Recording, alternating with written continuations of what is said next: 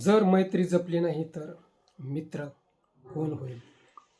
जागतिक महासत्ता म्हणून मिरविणाऱ्यांना काही राष्ट्रांनी गुडघ्यात वाकविले.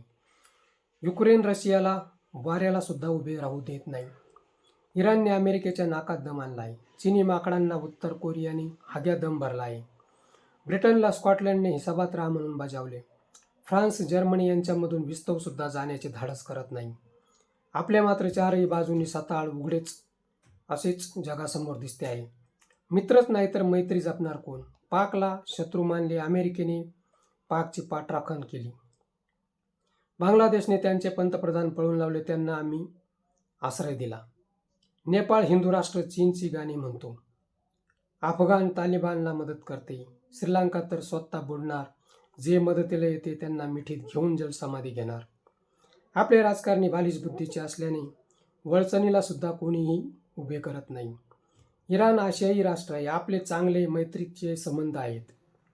उद्या इराणने अमेरिकेचा नागासाकी आणि हिरोशिमा केला तर तोंड लपविणे विश्वगुरूला जड जाईल. आखातात काहीही होऊ शकते. इराण जड जाऊ लागले तर अमेरिका इस्रायलला माघार घ्यावी लागेल.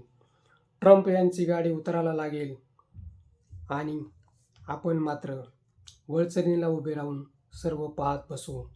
तेव्हा इराक आपल्याकडे नजरसुद्धा टाकणार नाही. मित्र, हा व्हिडिओ कसा वाटला ते कमेंट बॉक्समध्ये सांगा व ॲक्शन मराठी चॅनलला सबस्क्राईब करा.